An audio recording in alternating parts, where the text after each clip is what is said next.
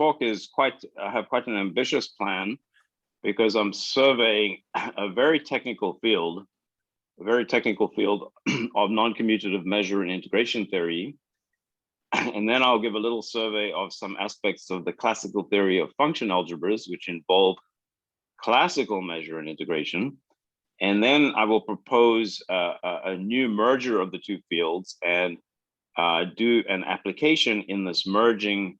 The application will be to the problem of the existence of representing measures in the non-commutative situation. And this is joint work with Louis Labashine.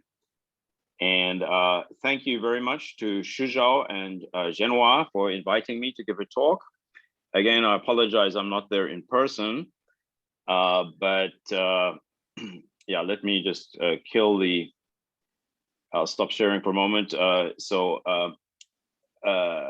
I wish I was there in person, but hopefully I can come and visit you guys after they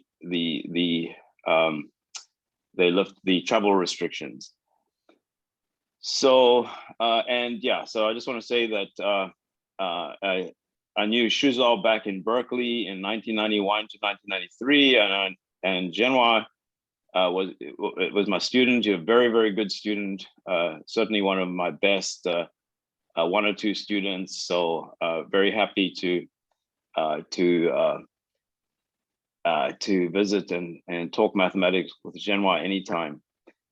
Okay, so let me share my screen again. And so non-commutative integration theory. So what is non-commutative integration theory? Please stop me to ask if you have any questions. So non-commutative integration, in the sense that I'm defining today, is where you replace sets in a sigma algebra by collections of projections on a Hilbert space or in a von Neumann algebra. And M will always be the name of my von Neumann algebra. And you replace measurable functions by operators, which usually are in M or affiliated. I'll define that in a moment with M. And you replace measures and integrals by things called states. You may recognize that term from quantum mechanics. So there's definitely a quantum mechanical aspect of this endeavor.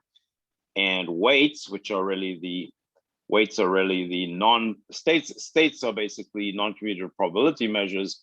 But if you take general measures, you have weights and so on. And then you go ahead and try to do integration theory.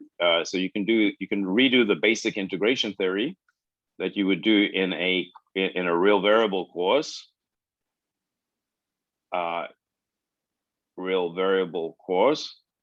But then there are some new things that come up in the non-commutative situation.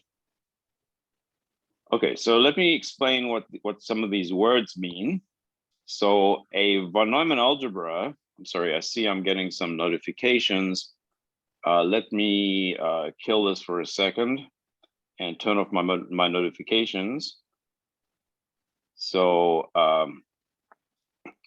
okay, so I killed it for a second, and I'm going to turn off my notifications. So oops, I'm not seeing where to turn off the notifications. Okay, let's put on do not disturb. Okay, so hopefully that'll help. Unfortunately, one of the disadvantages of using the iPad is that you get some notifications. In particular, I know that my mother is trying to call me this morning, so we may be interrupted by my mother. So excuse me if that happens. I did tell her that she should not call me for 2 hours, but you know what mothers are like. Maybe they won't get the message or something like that. Okay, so let's go back to sharing. So have you guys, I don't know if you guys have you guys seen the definition of a von Neumann algebra before, everybody? Has everybody seen the definition of a von Neumann algebra? Maybe not everybody. So, okay, so let me go back to the notes. So von Neumann algebra, can you guys see that? Yes, yeah, thank you. Yeah.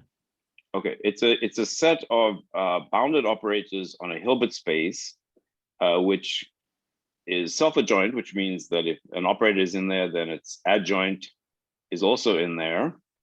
And it also equals its second commutant. That is, what a second commutant means, that those would be the operators which commute with every bounded operator that commutes with M. Alternatively, you can define it to be a C-star algebra if you know what that is, which is weak star closed, or equivalently, which possesses a Banach space pre-dual. So it's a dual Banach space, and so you have a weak star topology. Any questions? So you have a weak star topology. And you also have a natural ordering, which will also play a role, which is the natural ordering of operators. Now, why is this non-commutative integration? Well, think of the bounded functions. So the case of L infinity, this is your generic commutative, or this is your general commutative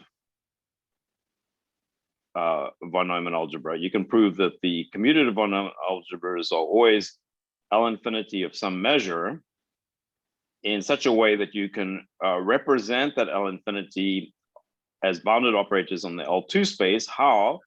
Well, it takes F goes to the multiplication operator by F, where MF of G is just multiplication of F times G, and G here is in L2.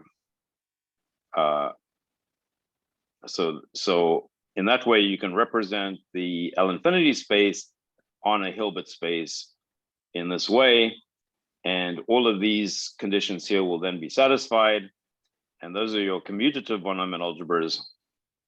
And but there are a lot more non-commutative examples of von Neumann algebras.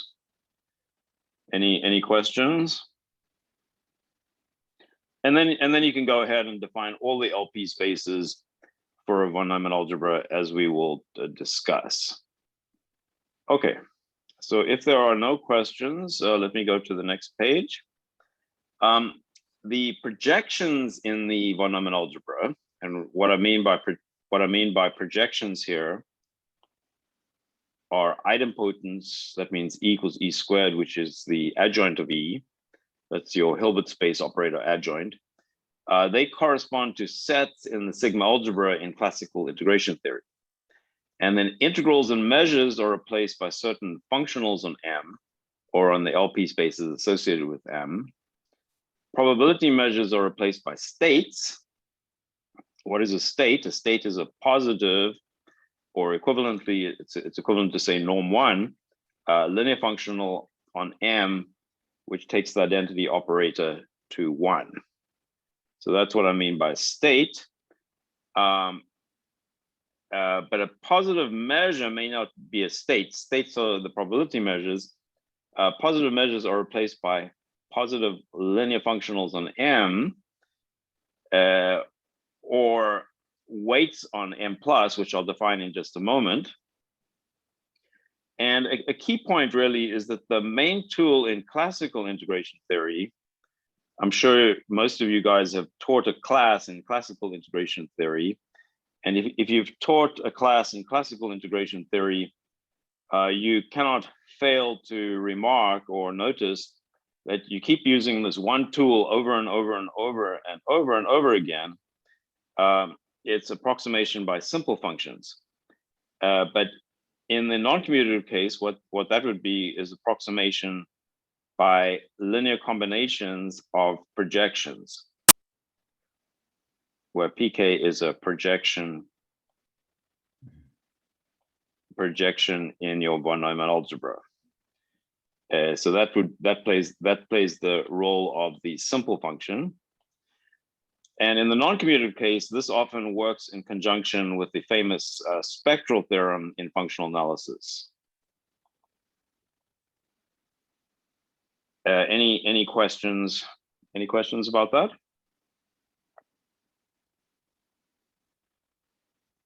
So in other words, this non-commutative measure and integration really works so well because you got lots of projections in any one-dimensional algebra, and the projections behave very well. They behave very much like characteristic functions of sets. So they replace characteristic functions of sets.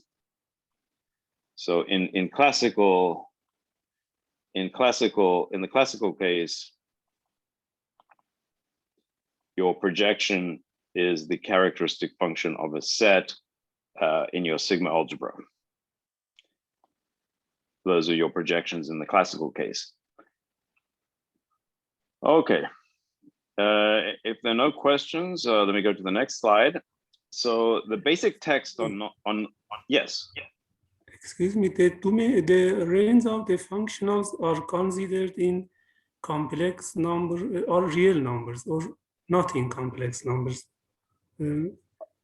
Okay. Yeah. So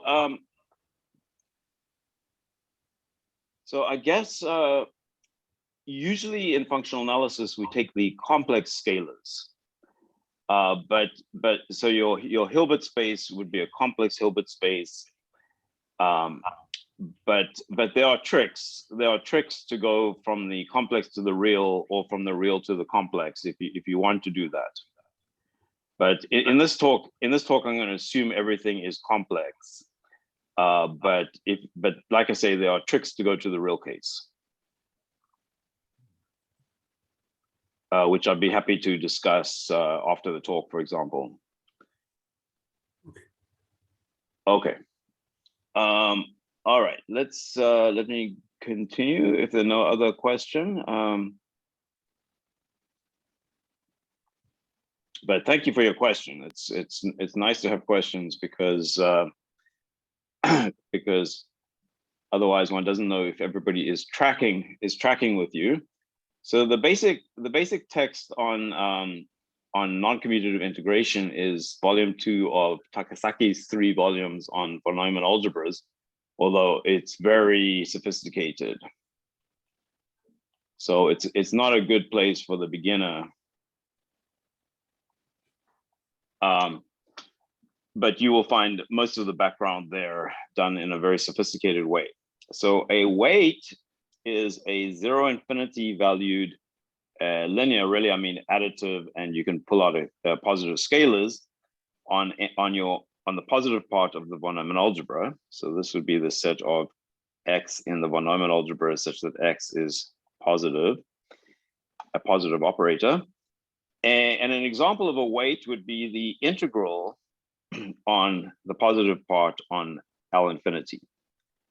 So the integral of F d mu would be an example of a weight.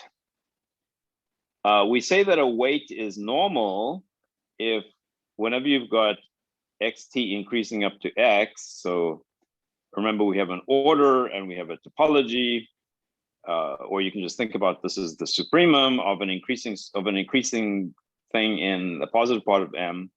If that implies that when you apply the weight, it increases to phi of x. So this is really a Lebesgue monotone convergence theorem. And you can show that normality is basically the same thing as weak star continuity. So normal just means Lebesgue monotone convergence theorem, basically. Now a trace is a weight which has this extra property called the trace property, which is automatic. This is automatic in this example. If you take this example that I had at the top of the integral on L infinity, that is automatic because we're in the commutative case. In L infinity, everything commutes. But if you're in a non-commutative situation, you have to add the trace property if you want to talk about traces. And we say that a weight is faithful if phi of x equals 0 implies x equals 0. If you teach real variables course, this is just basically the result in real variables that says if you integrate a positive function and you get 0, then that implies that the function is 0 almost everywhere. That's what faithful means. And semi-finite is the analog of a semi-finite measure. A semi-finite measure. I don't know how good your measure theory is, but in books on measure theory and integration, they will talk about semi-finite measures. And this is the analog that your weights don't take on infinity too many times. You can find a sequence that increases up to the identity, which has finite weights. So that's the analog of a semi-finite measure. And then you can ask, so why are von Neumann algebras non-commutative integration theory? And I could spend an hour just on talking about that, but I'll just say that if you review the classical integration theory, so for example, if you take a book in classical integration theory and its main techniques, for example, the huge book of Fremlin, and you will see that there exists no other vast generalization of it. I mean, so you can argue this. So maybe there's somebody here who wants to argue this point, but I don't think there's any other generalization of classical integration theory which is so vast and so good. And I would say by a long way, there is no other generalization of classical integration theory. Yeah, I mean, feel free, as I say, to argue and make a comment. Here's another reason. For Fremlin, he assumes that all measures are semi-finite because the non-semi-finite measures are basically trivial. They're basically trivial on a part of the space. And if you eliminate the trivial part, then it's semi-finite. So measures are just semi-finite plus a trivial part. So he just cares about semi-finite measures. And then within the semi-finite measures, so you have all measures, you got the semi-finite, and then inside the semi-finite, the next big class is the localizable. And as I just said, this part is kind of trivial in some sense. The next big class inside the semi-finite are the localizable measures. And it's actually quite hard to find a non-localizable measure. I mean, if you can find me 3 of them or 4 of them, I will be quite impressed. The localizable measures are precisely correspond to the commutative von Neumann algebras. And they also are the beautiful measure spaces, as you see in Maharam's theorem.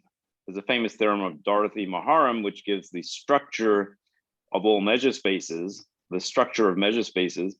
And Siegel generalizes it a little bit. And I put Siegel in quotes because I think he had some issues, but what he was trying to do was good, to classify all localizable measure spaces. So there's a beautiful classification, and it is beautiful. So I call them the beautiful ones. So in other words, the integration theory that corresponds to the beautiful ones and to the localizable ones, which are the localizable ones, are precisely the commutative von Neumann algebras. Okay. I'm sorry, what just happened there?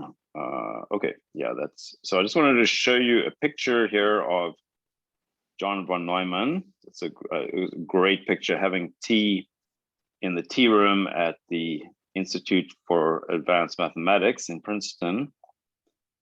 great picture of von Neumann. Probably talking about von Neumann algebras, I bet. Well, maybe not. And here's another nice picture of a great non-commutative integration guy, is Uwe Hogerup, who is very recently deceased, but he was an amazing, amazing mathematician.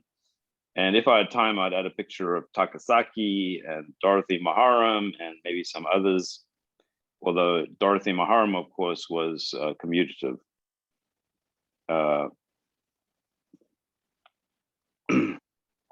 All right, so let's talk about some taxonomy of von Neumann algebras. So a von Neumann algebra is said to be finite if there's a faithful, so that's, we talked about what faithful meant, normal, which is like the LMCT, Lebesgue's monotone convergence theorem, or also the same as weak star continuous. If there's a trace, we define the trace property of a state, and we write that as FNTS. Was there a question?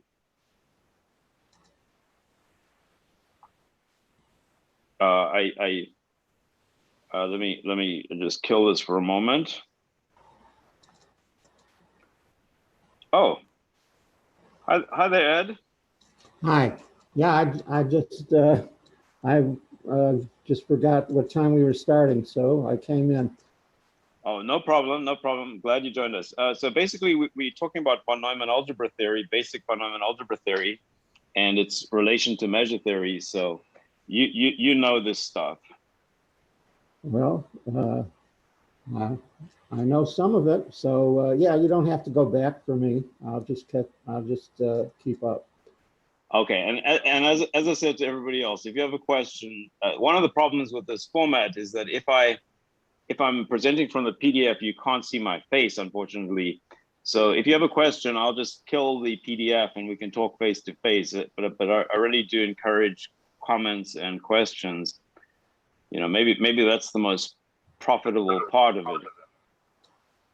Okay, so we say that a von Neumann algebra is sigma finite if it has a faithful normal state, also known as FNS. It's semi-finite if there's a faithful normal semi-finite trace, FNST. And then you can start to do integration theory. So you can ask, what are the most important theorems in integration theory? And that's actually a question for you. So I'm going to stop the presentation for a moment and stop sharing my screen so we can see each other and just ask, like, in your opinion, what are the best theorems or most important theorems in integration theory? So maybe everybody has to say one theorem. So maybe I'll start with Genoa. What's your favorite theorem about integration?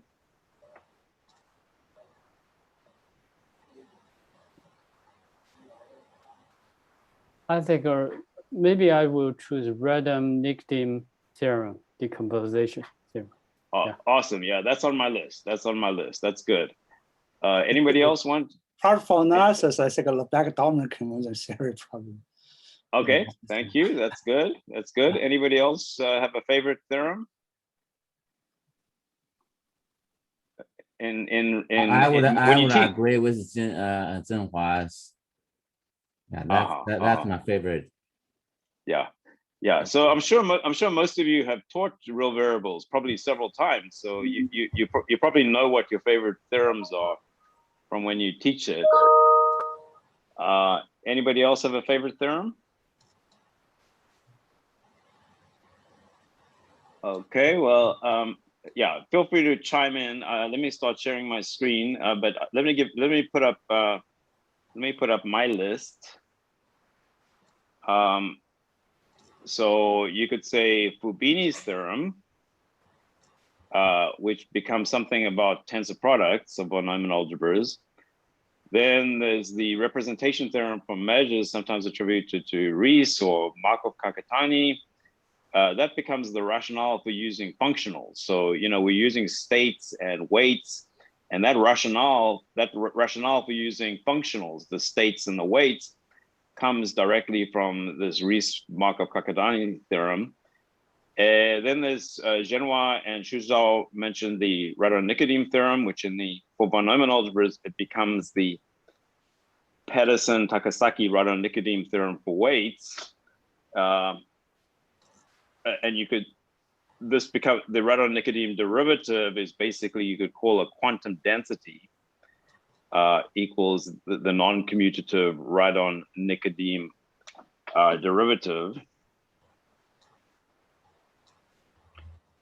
Then I mentioned the beautiful theorem of Maharam, of Dorothy Maharam, which is generalized a little bit by Siegel. In the non-commutative case becomes the structure theorems for von Neumann algebras. Then there's the theory of LP spaces. That's important. They're very important parts of the theory of LP spaces. And anybody else want to give me another one? Any other takers? Their favorite theorems? What about various general versions of integration and stuff? Like, do you mean things like the Kurzweil-Henstock integral and things like that? Yeah, something like that. Just a matter of curiosity. Yeah, actually, that's a good question. I don't know if there's a variant of that, but that's a really good question. There might well be, but that's a good. Okay, anybody else? Okay, that's good. So I'm sorry. Let's go on to the next slide. So here's one theorem every von Neumann algebra does have a faithful normal semi-finite weight, or FNSW omega. And so you can think of M omega as a non-commutative measure space. So every von Neumann algebra is a non-commutative measure space by this theorem. And they say that every talk should have a proof. So here's the proof. It's only one page, but I'm going to run out of time. If I actually go through this short proof, I'm going to run out of time. So I won't take the time to do that.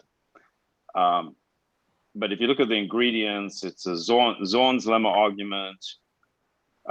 You have to use vectors in the underlying Hilbert space, etc. Okay, bounded random variables are replaced in the non-commutative case by elements of your von Neumann algebra, but unbounded random variables are replaced by operators that are affiliated to your von Neumann algebra, which I will define in a moment, or in the extended positive part of M, which I probably won't have time to define. But let's talk about affiliated. So if M acts on a Hilbert space H, you can let M tilde, sorry, I beg your pardon, be the set of unbounded but closed densely defined operators that are affiliated to M, which is this definition here. So I don't know. Some of you guys may know about unbounded operators. Some of you guys may not know about unbounded operators. But if you know about unbounded operators, if you know something about unbounded operators, then this definition will make sense to you. Turns out that this is a star algebra with respect to the strong sum and product. We can also use the functional calculus there for self-adjoint unbounded operators to define things like mod t to the p. And you can use that to define LP spaces, at least for semi-finite von Neumann algebras, which have this trace. Then if p is between 1 and infinity, then LP can be defined to be the set of operators, unbounded operators in M tilde, such that the trace of a to the p is less than infinity, and you can define the p norm. And if you take the dual of L1, you get L infinity like you would expect. And this is by definition, this is the von Neumann algebra. And there's a natural action of your von Neumann algebra on the L2 space, which is very important. But there are two new features in the non-commutative case. The one is the Tomita-Takasaki modular theory. So now we're getting very complicated. This is getting very deep and complicated. So I'm not going to go into any kind of detail. I'm just going to mention some of the ideas. So for every weight, so this is a new thing. It doesn't happen in the commutative case. It doesn't even happen for traces, but it does happen for weights. There's a unique one parameter automorphism group of M, which satisfies some relation between, notice here you have the X on the left and the Y on the right, and here you have the Y on the right and the X on the left. So it's some way in the non-commutative situation of getting commutativity within your weight. And this is a very important tool in the general theory of von Neumann algebras. As I said, for a trace or in the commutative case, it is trivial. So it's not usually needed in the theory of finite or semi-finite von Neumann algebras. But for general von Neumann algebras, it's used a lot. For example, in the Pedersen-Takasaki-Radon-Nikodym theorem I mentioned, or the construction of LP spaces in the general case, when you don't have a trace. I did it in the trace case. I did it in the trace case, and so on. And but there are some tricks. So you can go from general von Neumann algebras to semi-finite von Neumann algebras by doing a cross product. So you can embed a general von Neumann algebra in something that does have a trace using a cross product. And then there's Hagerup's reduction method, which I don't have time to go into, that reduces to finite von Neumann algebras. Then the second kind of new thing that happens in the non-commutative case, and this is not surprising really, is, so in the commutative case, your weights are going to be scalar valued. In your commutative case, your weight, which is just your integral, is going to be scalar valued. But in the non-commutative case, you would expect the range space to be replaced, for example, by bounded operators in some other Hilbert space, or the positive bounded operators. And those things are called operator valued weights. So that you would expect those to play a role in the non-commutative theory. And this often happens when the range of W is a subalgebra. So if you have a subalgebra, this often happens when your operator valued weight takes values in a subalgebra. And that case corresponds to what is called a conditional expectation, which is measure preserving. In other words, if you compose your conditional expectation with your weight or your trace or your state, you just get back that state or weight. So those play a big role in the non-commutative situation. I'm sorry. So let me just say a few words about probabilistic conditional expectations. So this is the non-commutative. The thing in the first paragraph is the non-commutative version of the probabilistic conditional expectation from an L infinity space onto its von Neumann algebra of L infinity space on a smaller sigma algebra. So the sigma algebra is smaller, and probabilistic conditional expectations are ubiquitous in scientific disciplines. It's been said that conditional expectations are the starting point of modern probability theory. The conditional expectation satisfies a beautiful list of properties, sometimes attributed to Kolmogorov. And the most important one is the measure preserving property, which is exactly the analog of this condition up at the top. And many other properties. You also have the super important module property. And generalizing to unital C-star algebras, conditional expectations would be the positive projections, by which I mean idempotent maps whose range is the C-star subalgebra. and they automatically have the module property above. And in a von Neumann algebra situation, we also require them to be normal. So that's the Lebesgue monotone convergence theorem, or saying they're weak star continuous, and have this measure preserving property. Okay, I'm going really fast because I'm about to run out of time, and I have a huge second part of my talk. As you can see from the little icons at the bottom of the page, I still have a long way to go. So this slide, perhaps I'll skip over. It's just an advertisement for non-commutative conditional expectations and why they are so important. But the existence, they don't always exist, and the existence can be tricky. So the best result is Takasaki's theorem. It says that if you have a finite normal weight, omega, on M, and if it restricts to a semi-finite weight on D, then there does exist a weight-preserving conditional expectation if and only if the modular automorphism group fixes D. Now, as I said before, if you have a trace, the sigma T doesn't occur; it goes away. And so you can scratch that condition in the tracial case. And so you get this corollary that if you're semi-finite, there always exists a trace preserving normal conditional expectation. Okay, so that was the end of part one. So part two is talking about function algebras. Function algebras, I'm sorry, I beg your pardon. And let me delete that. Let me talk about function algebras. So, and then I'm gonna merge the two ideas. So to create a new theory.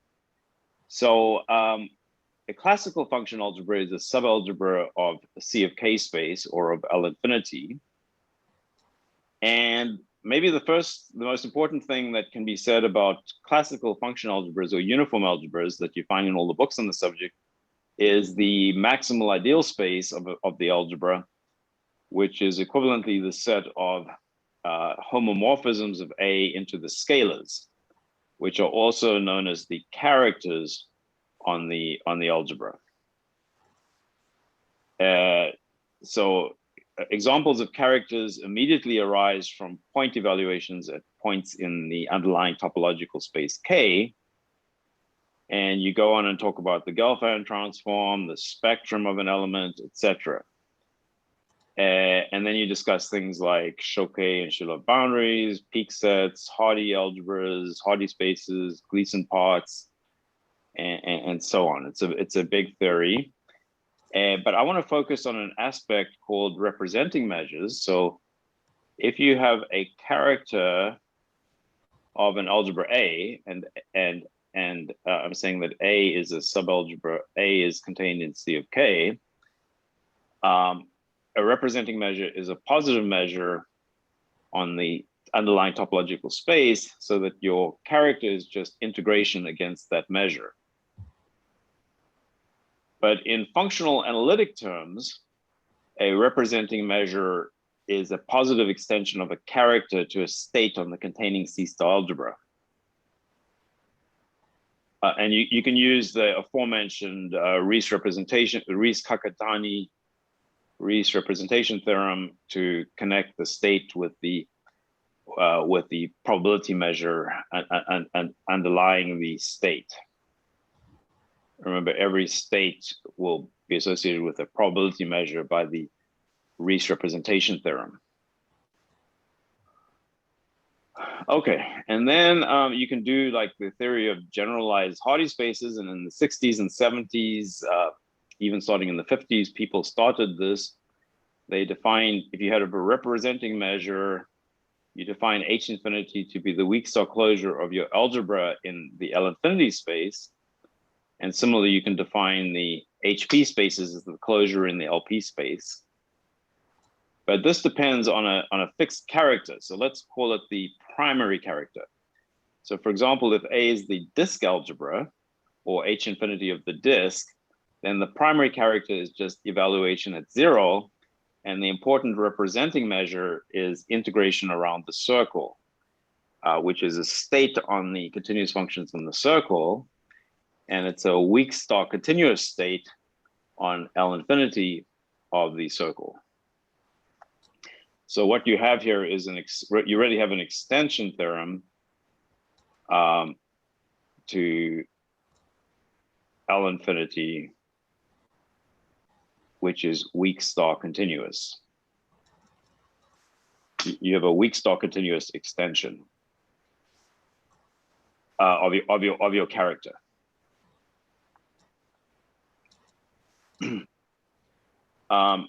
And then you can go ahead and do the theory, and they did this in the 50s and 60s and 70s.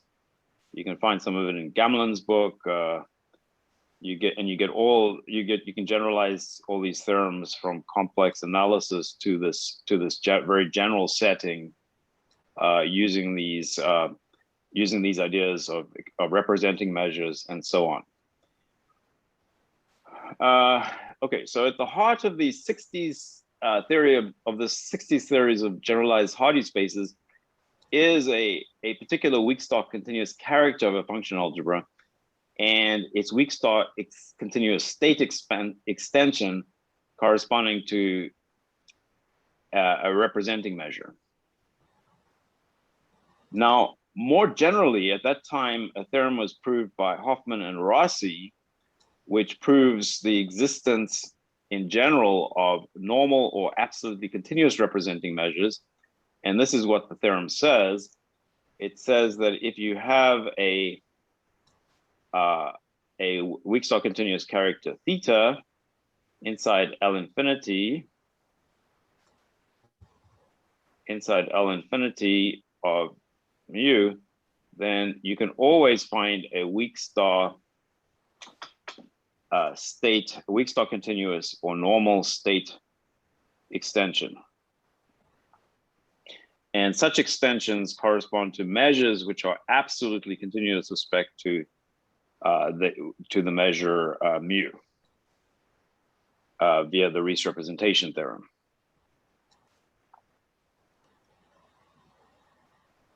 Okay, so this theorem is going to be important in the rest of my talk, and it's you can call this the existence of representing measures in the weak star continuous case. All right. Okay, so now we're going to merge these ideas. So we're going to do non-commutative weak star representing measures. So we're going to merge them. So for us, a non-commutative function algebra or operator algebra is a subalgebra of a C-star algebra that contains the identity in that algebra. But in this setting, scalar valued characters are actually pretty pathetic in general. You don't want to use scalar valued characters because they're not usually any interesting ones. So let's see how to merge the two theories in the first two parts of my talk to look at their diagrams. So here's the diagram from part 1. Here's the diagram that we saw in part 1 of the existence of conditional expectations. And here's the diagram in part 2 that we saw in the Hoffman-Rossi theorem. We've got a character into the scalars, and we're extending it to integration. We're extending to a state, which is integration with respect to a representing measure. And this will be a weak star continuous or normal, and this is weak star continuous or normal. So now we want to merge these two diagrams. So if you stare at the diagrams long enough, you see there's a way to merge these two diagrams, and that is this is the way to merge those two diagrams. You now have a von Neumann algebra M. You've got a subalgebra A, and inside A you've got a further von Neumann algebra D, just like in part 1, a sub von Neumann algebra of M. And we begin with a homomorphism here, and we want to extend it to a weak star continuous positive or equivalently contractive or equivalently completely positive or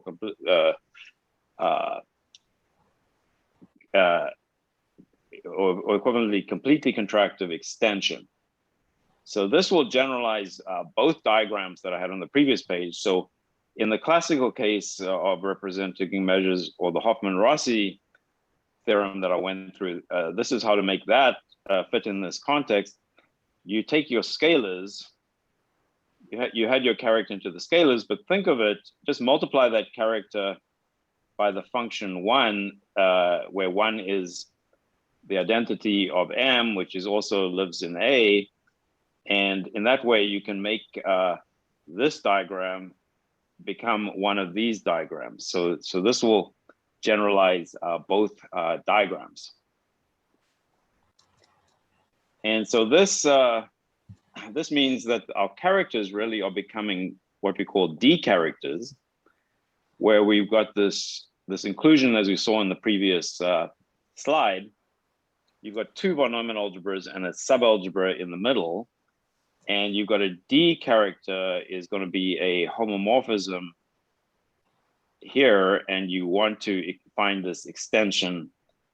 You want to find this positive extension, which we want to also make weak star continuous. Okay, and the theorem is that non-commutative representing measures for D characters exist. And I need to think about how to bring this talk to a nice, happy conclusion, because I'm going to be running out of time soon. So I'm going to do a couple of things very quickly. I'm going to, first of all, say, one may think this situation here looks a bit artificial in the non-commutative case. So the first thing I want to do is give a well-known example of this, and that is, oh,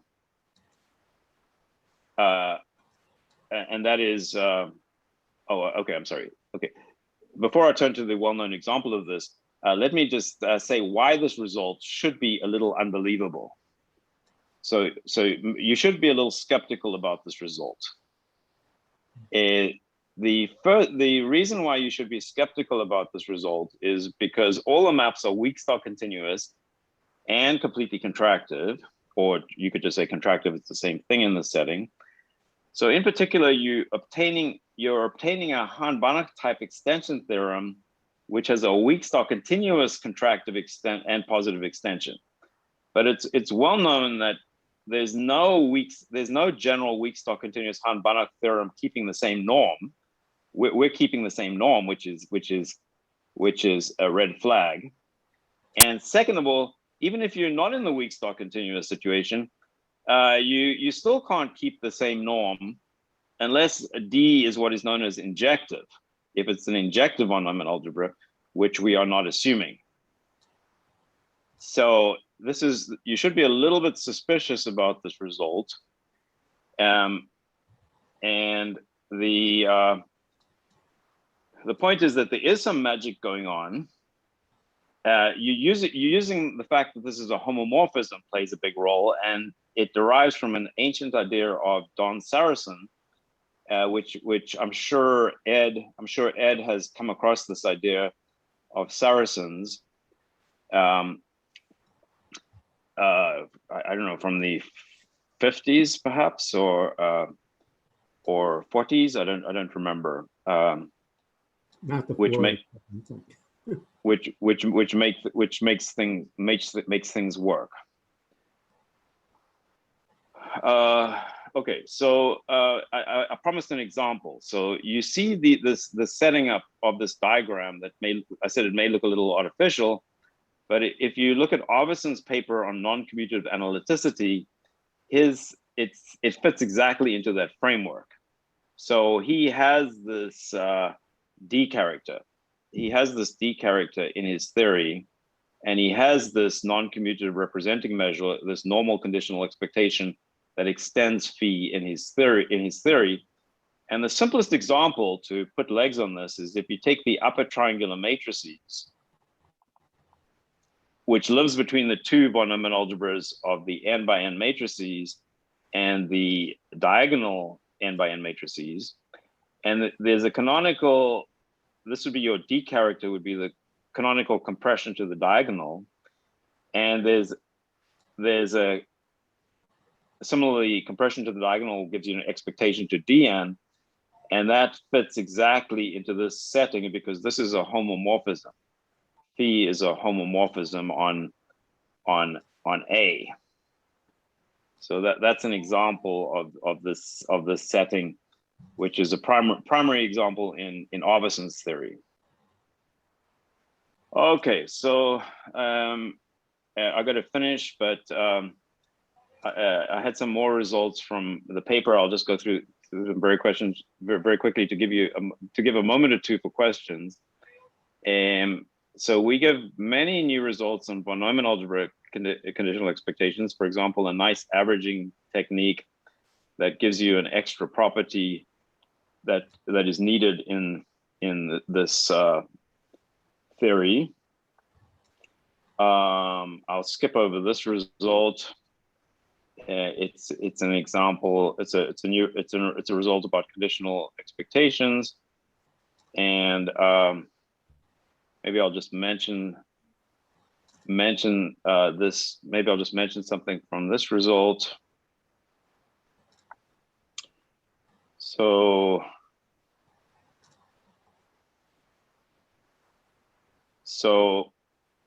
two is one with an extra condition that doesn't appear in one. So the way you prove this is I think two is fairly easy, but then in order to get one, you need to use two and I think the previous result, or I'm sorry, a result 2 slides back, which gives you the existence of a conditional expectation under weaker conditions than 2, using the result that you remember when I mentioned Saracen's magical thing. And so we get lots of theorems which give very many existence of representing measure results for D characters that I don't have time to mention them all, but that's why I'm thanking the archive, because you can go to the archive and look at many of these results. The existence of this weak star continuous representing measure. And I think that's it. And thank you for your endurance. And let me kill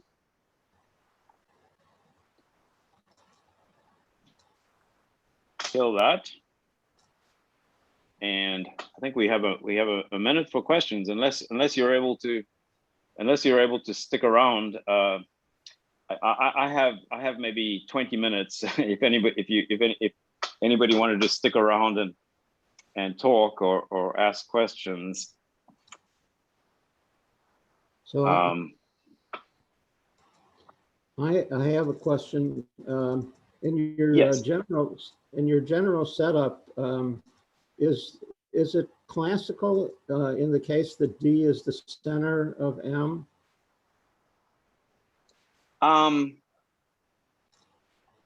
No.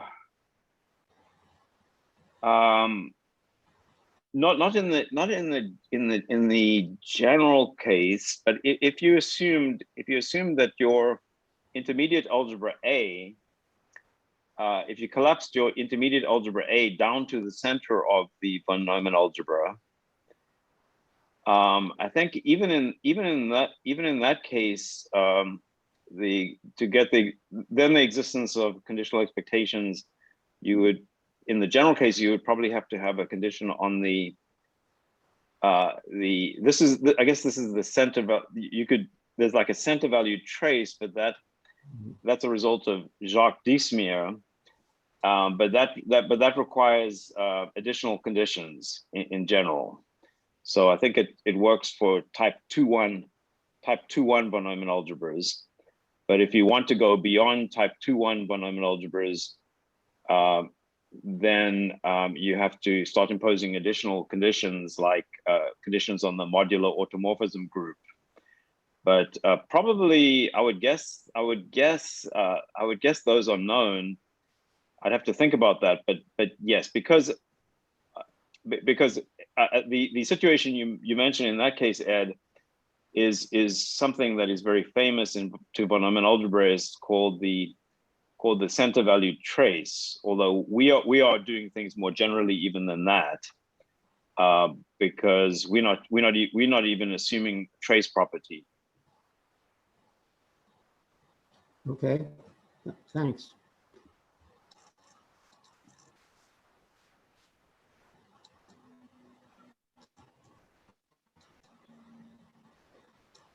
Any other questions? Maybe I have some general question. Yes, David. Not in much technical detail. What goes into the proof of your existence theorem? Yeah. So I did mention some of the ingredients. One was this averaging technique. Averaging technique. Okay. You have to basically average over the unitary group of your von Neumann subalgebra. That's the one ingredient. Another ingredient is this magic trick of Saracen, okay. which is it's actually a lost trick. So it's maybe something that people knew in the 60s, but Saracen did not write it down apparently, and so it appears in a paper in German, I think, attributed to Saracen, if I remember correctly. Yeah. Okay, I did. You are talking many things, so I probably missed one you mentioned. Okay, so those are two main ingredients. So it's not like not like a Ham-Balak type existence or Albertson's Albertson's has extension theorem. That type of is pretty much Ham-Balak type. Yeah, no, there are, I've mentioned 2 or 3 of the ingredients, but there are a lot more ingredients, like from von Neumann algebra theory. So if you look at Takasaki volume 2, then there are a lot more ingredients you need that come from here.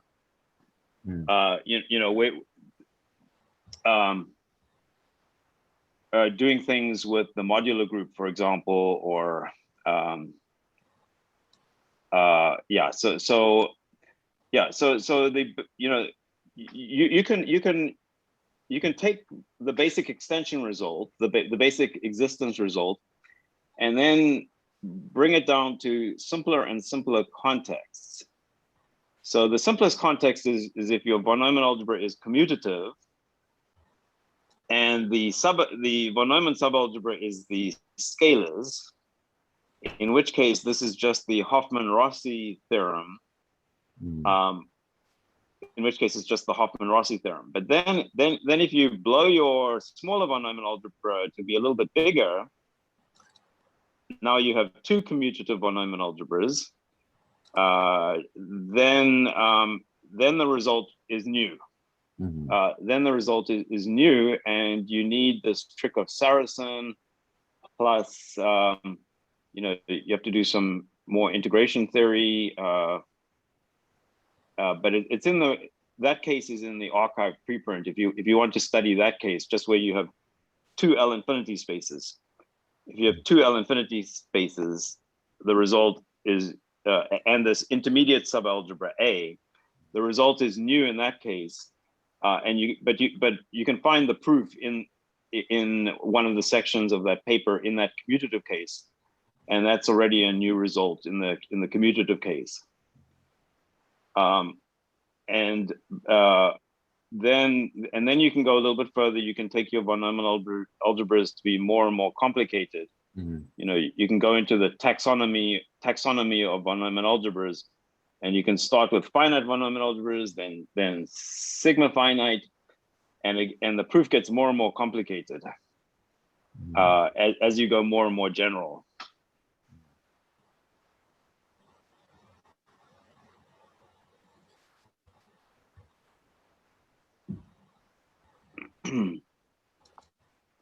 So, oh, go ahead, Dr. Ezel. Okay, I didn't want to interrupt if Shuzhou had more to ask.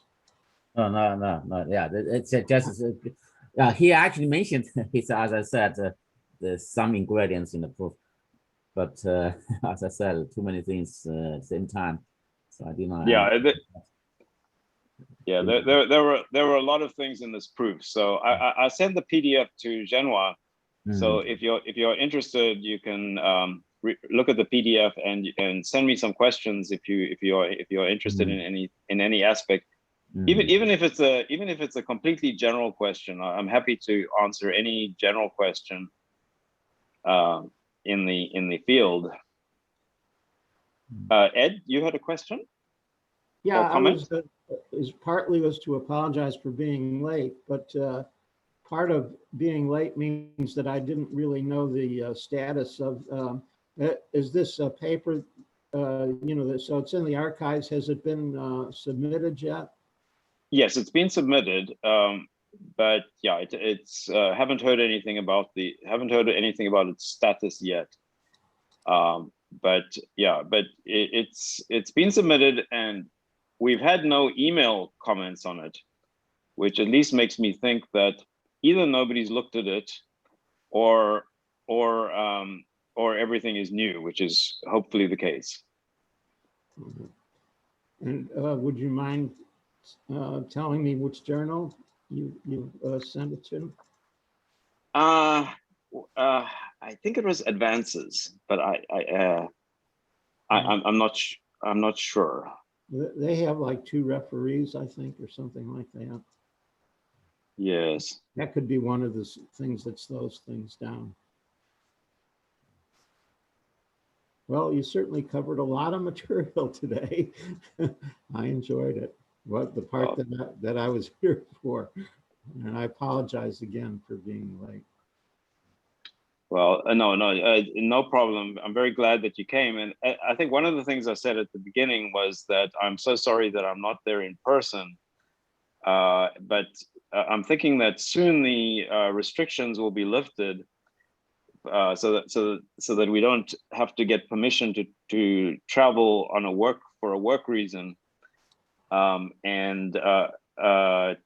then I can come and visit Genoa, and hopefully you guys will be in town, and we can have some nice meals and talk about mathematics. Because I know, Ed, you always work on very interesting things. Your papers always have lots of deep, original, creative ideas, and I think you've worked on some things that are not far from some of these topics, in the function algebra setting and in the operator theoretic setting. Yeah, well, it'd be great if you come here. I, enjoy talking to you and stuff. Yeah, that'll be lovely. Yeah, maybe in the late summer. Hopefully that might be possible. Okay. And how's life treating you in general?